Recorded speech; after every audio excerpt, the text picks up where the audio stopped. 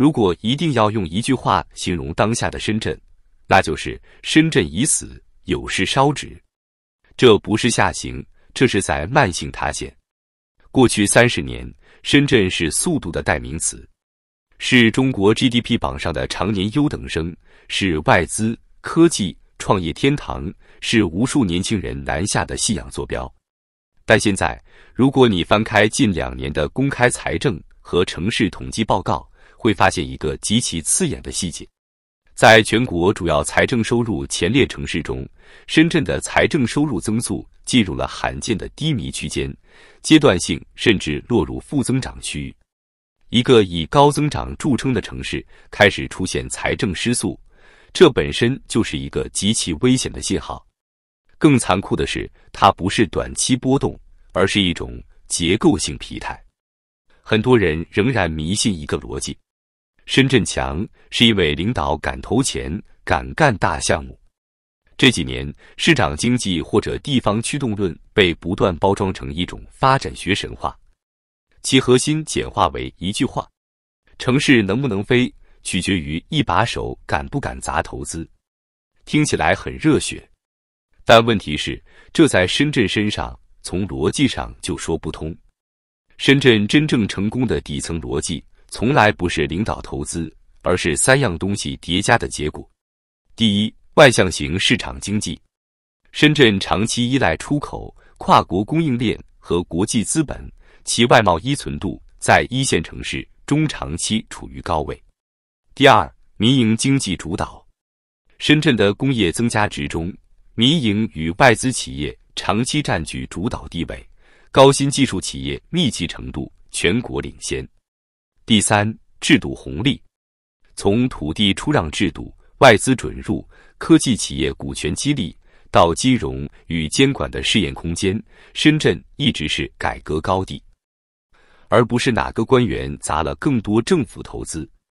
公開統計數據顯示，深圳的 GDP 結構中，投資貢獻率明顯低於多數2、3線城市，長期處於約20%至30%的區間，而淨出口和新興產業貢獻度長期保持高位水平。這恰恰說明，它更像一個市場驅動城市，而不是行政投資城市。這與市場經濟的核心模型是對衝的。如果按投資越猛，經濟越強的邏輯，深圳這種投資相對克制的城市，理論上早該輸在起跑線上。但事實是，過去他贏媽了。問題出在哪裡？不是過去錯了，而是現在變了。真正拖垮深圳的，不是投資少，而是制度彈性消失。過去深圳的獨特性來自一個關鍵詞：空間。制度空間、市場空間、國際連接空間。而現在，這3塊空間正在同步塌縮。其中最致命的一點是與香港關係結構的變化。過去，深圳與香港形成了一種高度互補的前店後廠模式。香港負責金融、結算、國際法律體系與信用窗口，深圳負責製造、研發、技術商品化。這讓深圳天然擁有一種制度溢價與國際信任溢價。但隨着香港金融與法治生態近年的劇烈變化，這種溢價正在衰減。國際資金對區域風險的評估方式發生改變，深圳就不可避免受到連鎖反應。這不是情緒判斷，而是國際評級機構和跨國投資研究機構在多份近年風險報告中反覆提到的問題。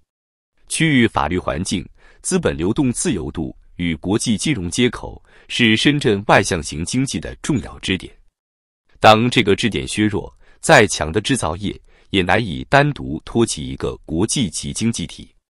更糟的是內部問題。過去支撐深圳創新活力的松，正在被行政和形勢包圍。企業辦事流程加長，指標化考核增多，各種運動式任務佔用大量資源。不少本地企業管理層公開表示，現在做創新比做材料還累。研發要寫報告，融資要講政治，出海要過審批。這不是市場邏輯，而是管理邏輯。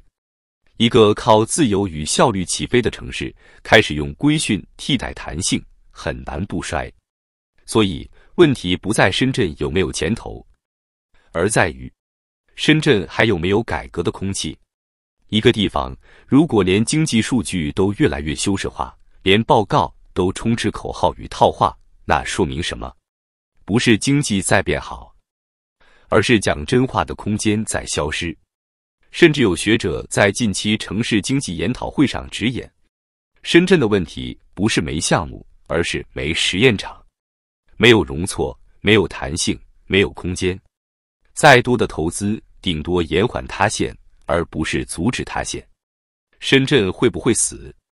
短期不會，但如果制度通道繼續收縮，如果外向型結構繼續受壓，如果改革空間持續窒息，那它將逐漸失去它賴以成名的那套獨特性。而一旦失去獨特性，它就只剩下房價、債務和指標，從特區變成普通城市，從引擎變成負重，從神話變成樣本。這才是真正可怕的地方。真正讓一個城市顯出疲態的，不是樓市降溫，而是財政失聲。因為土地可以冷，樓盤可以爛，但財政一旦出問題，整個行政系統、基礎設施、公共服務、債務結構都會連鎖反應。而深圳現在就在這個階段。過去10多年，深圳財政的3個關鍵詞是高增長、高依賴土地、高企業稅收。但在近幾年公開預算與社保數據中，一個趨勢很清晰。土地出讓收入持續萎縮，部分年份與高峰期相比，已經出現斷崖式回落。企業利潤下行，高新企業稅源增速明顯放緩，而公共支出卻因民生、基建、社保、債務壓力而居高不下。收入在放緩，支出在膨脹，財政結構開始出現剪刀差。更關鍵的一點是，深圳過去的財政優勢來自經濟密度和產業附加值。現在，當出口壓力加大，外資投資更加謹慎，全球科技資本流向重組時，深圳首當其衝。不僅僅是它，而是因為它對外循環的依賴程度太高。當外部環境惡化，一個高度外向型城市受傷，往往比內需型城市更直接。一些城市還能靠基建投資續命，深圳不行，因為深圳的土地空間接近極限，債務結構早已高度金融化。再搞一輪傳統基建投資，邊際收益幾乎為零。一條地鐵救不了一座財政壓力山大的城市，一個新區也再難複製當年的南山奇蹟。更諷刺的是，很多投到高科技園區的錢，最後變成了漂亮的樓宇和空蕩的寫字樓。數據在報表裡很漂亮，但在產業鏈上幾乎沒有重量。這幾年，一些本地產業鏈從業者私下吐槽，深圳現在最大的問題不是沒錢，而是錢不再流向生產，而是流向表演。園區要好看， PPT 要國際化，政績要可被展示，至於產業是否真的自洽，已經次要。這是比沒錢更可怕的現象。當經濟開始舞台化，現實就已經輸了。再說回深圳與香港，過去很多人理解不了，為什麼香港的變化會影響深圳這麼大？原因很簡單，深圳從一開始就不是完整經濟體，它是嵌套經濟。它把香港作為國際合法性接口，金融清算、貨幣流動、融資工具、國際法治背書。當這個接口的全球信任度下降，深圳必須自己補上這些功能。但現實是，這些不是靠口號能補的，是幾十年制度積累的產物。這就像你把大腦外接到別人的服務器，結果有一天服務器降速，你發現自己根本沒有備用。不是技術問題，是底層架構問題。那麼深圳還有沒有機會？只剩3條路。第一種，深度改革續命。重新釋放制度空間，真正允許內容創業、科技企業、資本創新獲得更大自由度，降低形式主義考核，恢復試驗城市的本質。但難點在於，這需要的是自上而下的改革意志，而不是口頭鼓勵。第二種，硬性為本型發展，繼續通過資金調撥、區域傾斜、政策書寫，把深圳維持在還沒它的狀態。數據好看，指標不壞，但實質上只是延緩下行，不解決問題。這種路徑短期可行，長期代價巨大。第三種，緩慢邊緣化，不至於爆雷，不會劇烈崩潰，但逐漸失去領先地位，從創新中心退化為普通超大城市之一，人才不再流入，資本不再偏愛，產業鏈逐漸外遷，光環慢慢褪去。很多城市就是這樣老去的，沒有一聲巨響。但當你回頭時，已不是當年。深圳不會一夜死去，但如果不改變，它會慢慢老去。而當一座城市的核心優勢從創造變成記憶，那就說明神話只勝於因。